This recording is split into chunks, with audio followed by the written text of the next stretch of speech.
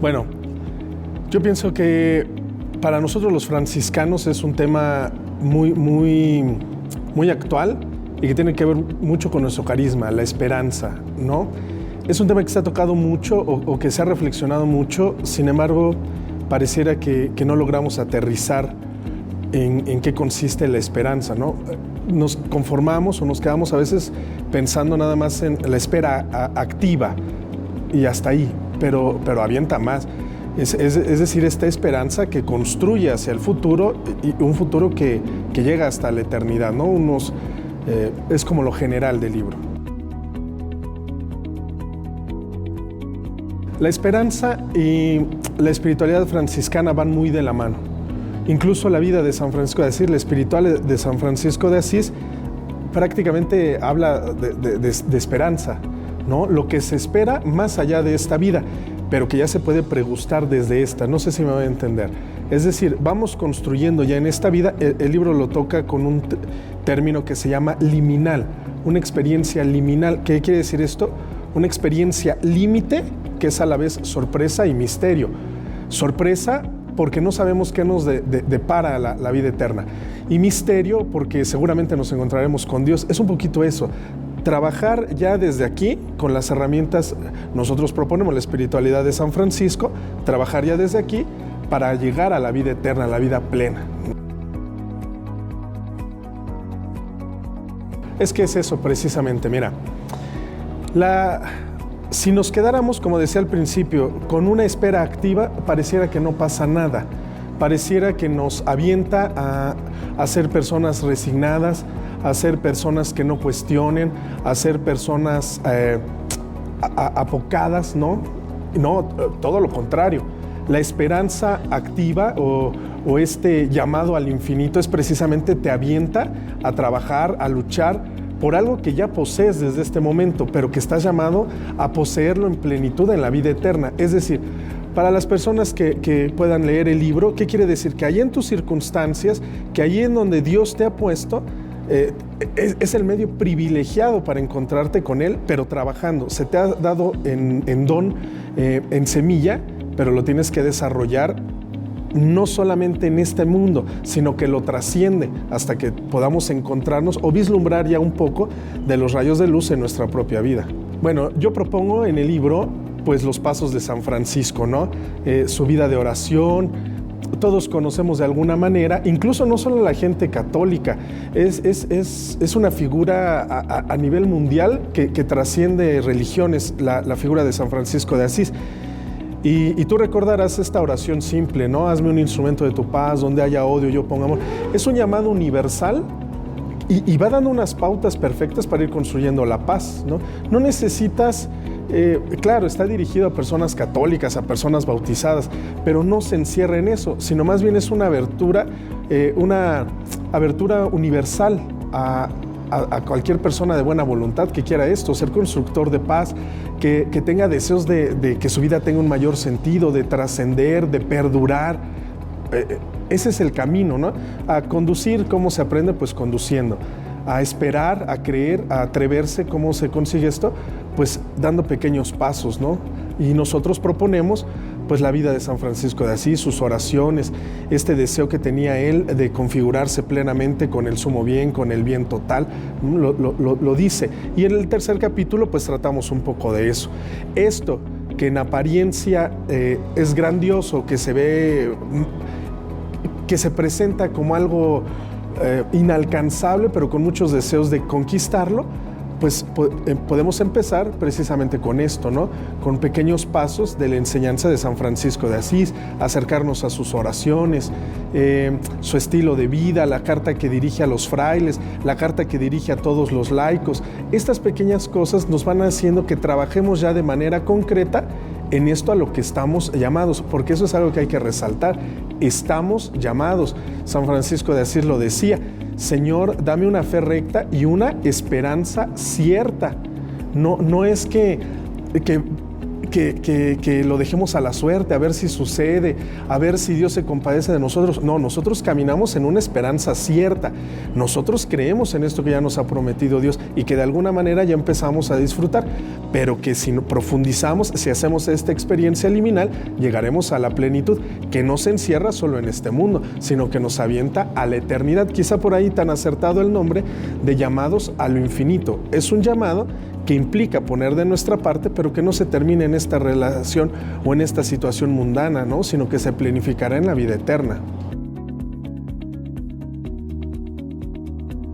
Yo creo que tiene que ver con motivaciones muy personales. Primero, yo tenía ganas de hacer algo que tuviera un toque científico, ¿no? Un toque de ciencia, ¿no? Sin caer en tanto tecnicismo o sin caer en un lenguaje complicado, pero un pensamiento profundo. Esa era mi intención. Y aparte que pudiera ser algo muy práctico, ¿no? No tendría caso que los religiosos, las religiosas, reflexionáramos sobre algo que no entendemos o que no es aplicable. Y pues sobre todo conjuntarlo con la espiritualidad que vivo, la espiritualidad franciscana, pues es que es todo una explosión para la vida diaria, ¿no?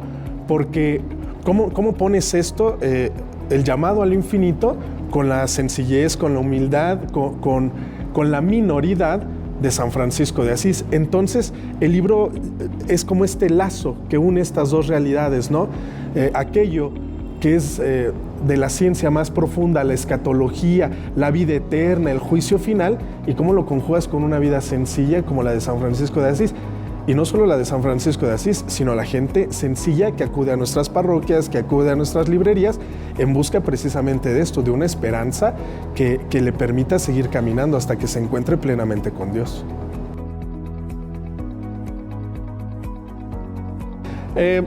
Quizá como la parte central, ¿no?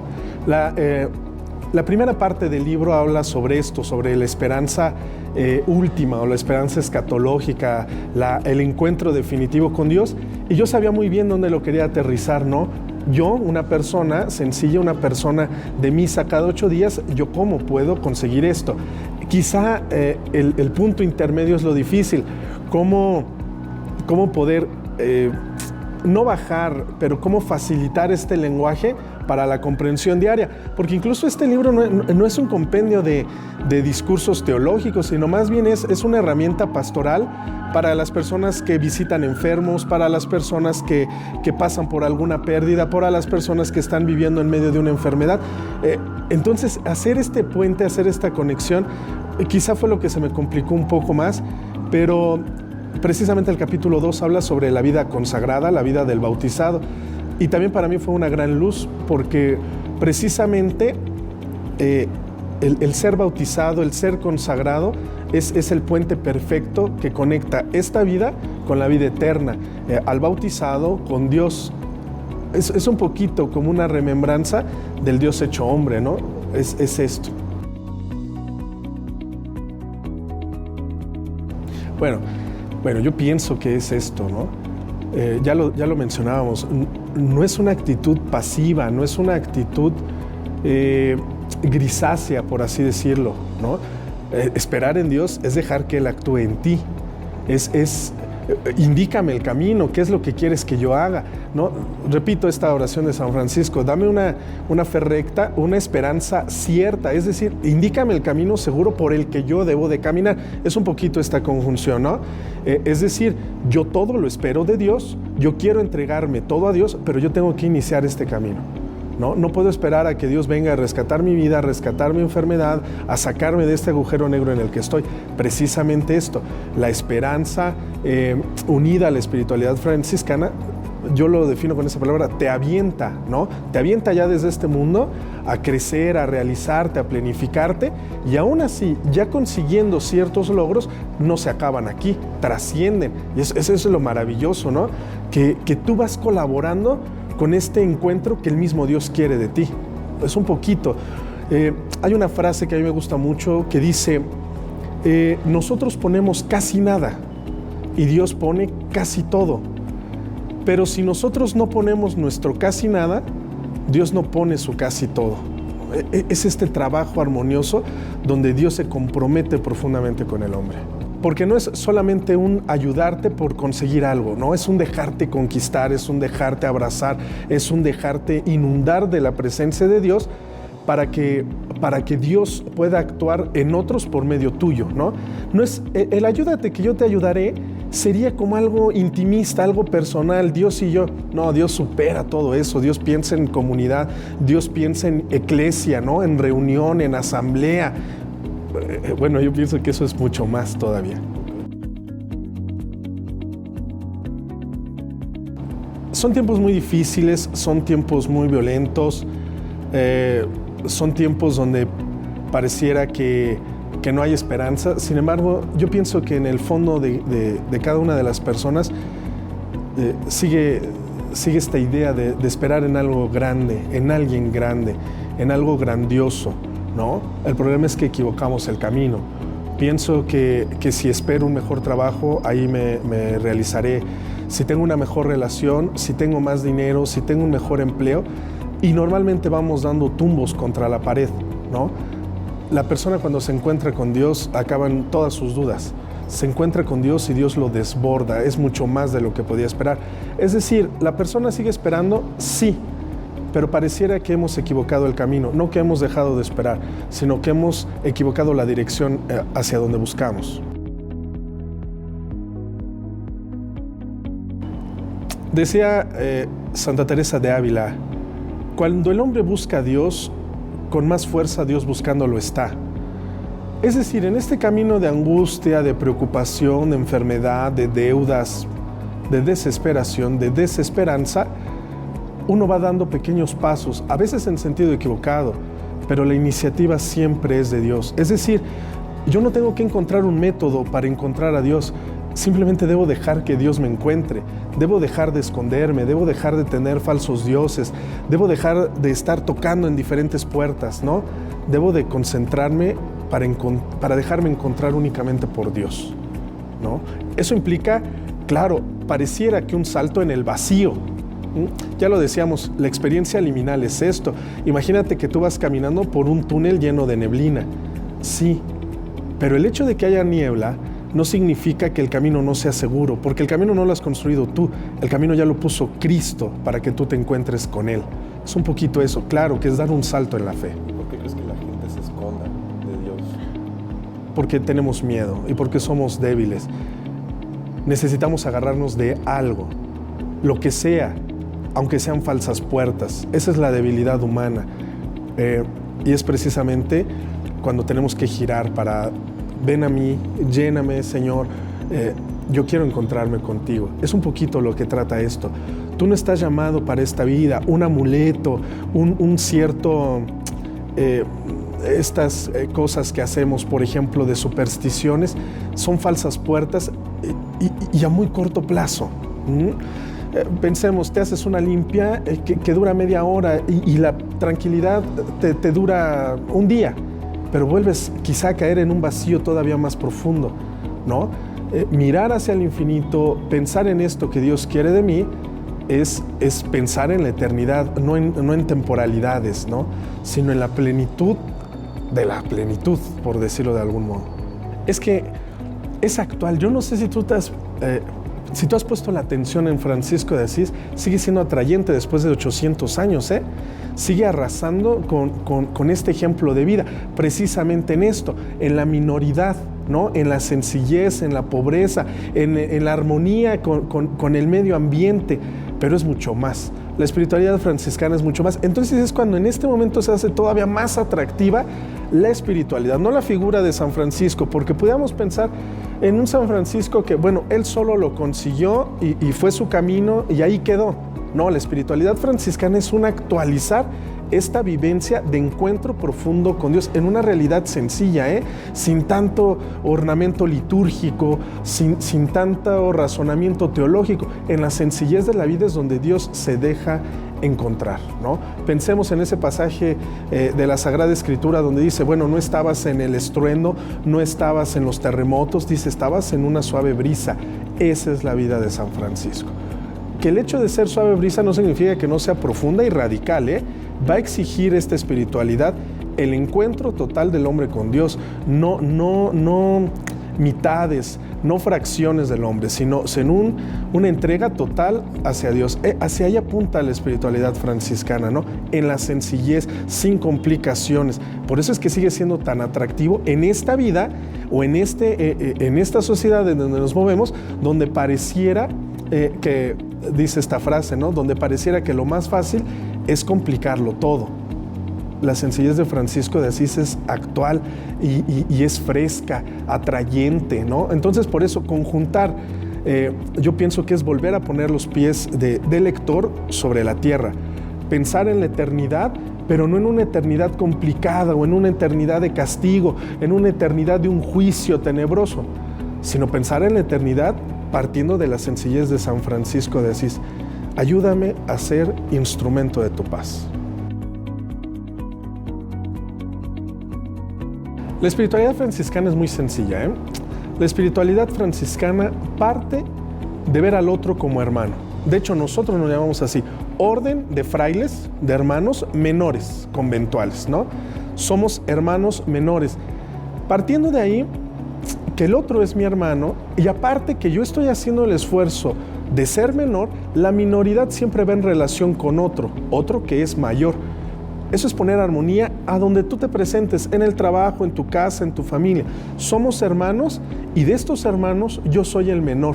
¿Qué quiere decir? Que yo te procuro el bien, que yo te procuro una estabilidad, que yo procuro tu desarrollo, que soy yo el que decide brindarse, el que decide ofrendarse, ¿no? Contrario, volvemos a lo mismo, a lo que vivimos actualmente, no todos, pero en gran parte de nuestra sociedad. Yo soy el mayor y tú obedeces y te someto. Es contrario, ¿no? ¿Cómo puedes aprender de la espiritualidad de San Francisco de Asís? Esto, viviendo o enfocándote en que eres hermano, ni más ni menos. Y en mi casa, aunque yo sea el padre de familia, somos una comunidad de seres fraternos, de seres que se quieren. Ayudarnos unos a otros. Es esto, ¿no? Unos a otros donde no tenemos un mayor. El mayor es Cristo, que nos ha puesto en el mismo lugar, que nos ha puesto en unidad, que nos ha puesto en fraternidad, que nos ha puesto en familia. El que nos ha unido es Cristo. Y en obediencia a Cristo es que yo procuro ser un hermano para ti. No es que no quepa la filosofía franciscana, ¿no? Yo pienso que es arriesgado vivirla, pero repito, es atrayente. Fíjate, tú puedes platicar podríamos pensar en jóvenes universitarios o jóvenes de preparatoria que poco tienen que ver con religión y mucho menos con una espiritualidad. Pero si tú te pones a dialogar con ellos, tú encontrarás, incluso ya en personas más adultas, que en lo más profundo de su ser hay un deseo de trascendencia, hay un deseo de ser diferente, hay un deseo de sobresalir, hay un deseo, claro, a veces mal enfocado, ¿no? Porque yo sobresalgo, trasciendo, destruyendo, golpeando, aniquilando, criticando, destruyendo. La espiritualidad de San Francisco es atrayente porque dice, si tú tienes este deseo de trascendencia, ¿no? Que florezca, ¿no? Que sea una nueva primavera, como decimos en la iglesia, un ayornamiento, ¿no? Un despertar nuevo con esta frescura. No es que no exista este deseo, sino precisamente estamos bombardeados por cosas que dicen, hey, no pienses, no te arriesgues, no te atrevas, vive como el común de la gente. Y a veces eso no lo creemos porque es lo más fácil. Es esto, y esto lo vemos desde el Génesis, ¿eh? ¿Tú te acuerdas allá en el capítulo 3, cuando Dios busca a Adán después del fruto prohibido y le dice, te oí venir y tuve miedo? Eso pasa en nuestra vida. Te oí venir porque yo deseaba una familia plena, pero vi que venías, vi que me exigías entregarme, ser fiel, te oí venir y tuve miedo. Y eso nos pasa. Te oí venir cuando me pedías que no fuera corrupto en mi trabajo. Te oí venir cuando me pediste que no le fuera infiel a mi mujer. Te oí venir cuando me pediste que construyera una familia auténtica. Te oí venir, pero tuve miedo. Y esto, fíjate, tú acabas de decir algo que es maravilloso. No hacemos caso a nuestra voz interior. Entonces quiere decir que hay un Dios, aunque sea muy profundo, que te sigue hablando, que te sigue cuestionando, ¿verdad? Ese es el llamado al infinito. Un Dios que en medio de la oscuridad, que en medio de esta vorágine pantanosa, sigue hablando. Pienso que es una herramienta, eso, que nos puede ayudar en la vida cotidiana, no para aprender más, sino para amar más, para trascender ya desde ahora, para planificarnos ahí donde estamos. Es una herramienta que puede ayudarnos a conectar más fácilmente con Dios ya desde ahora y que nos avienta a la eternidad. Soy Fray Carlos Katzin, soy fraile franciscano conventual. Aparte de los estudios de filosofía y teología que se piden para el camino de la consagración, tengo estudios en psicología, tenemos un programa de radio, soy editor de una revista católica que se llama El Hijo de la Virgen, que es una revista de espiritualidad franciscana. Soy delegado nacional de la COFRAMEX, que es la Conferencia de Franciscanos en México, que es muy interesante porque trabajamos por la unidad de los franciscanos. No habemos capuchinos, no habemos observantes, no habemos conventuales, habemos franciscanos, porque el Espíritu de San Francisco es uno. Bueno, y actualmente estoy en una parroquia que se llama Cristo del Valle, donde tenemos el postulantado, que es el primer año del seminario, y colaboro ahí dando un poquito de clases. Bueno, yo pienso que fue providencial. Yo no esperaba o yo no buscaba alguna congregación en concreto. Un día acudí a una iglesia con mis familiares y me llamó mucho la atención ver a gente de túnica que abrazaba a los niños, que era cercano a la gente, que no aparentaba o no tenía como este semblante de distanciamiento, ¿no? De soy el consagrado y tú no. Eso movió profundamente mi interior. Pues investigué. Tardé en decidirme ir con los franciscanos, pero finalmente cada vez me convenzo más de que esto es pura misericordia. Yo no escogí, más bien el Señor tuvo a bien llamarme a ser franciscano. Nunca es fácil seguir a Dios, nunca, en cualquier lado. Aunque te cases, nunca es fácil seguir a Dios, pero lo que Él da, no lo da nadie más, ya desde ahora. No te lo podría explicar cómo o en qué aspectos. Es precisamente en esta totalidad. Dios se desborda completamente en tu vida, ¿no? Tú esperabas muy poco y el Señor no se deja ganar en generosidad. No sabría en qué aspecto, pero dos cosas. El que llama es Él, ya lo decíamos, ¿no? Donde uno pone muy poco, Él pone casi todo, ¿no? Y esto se desborda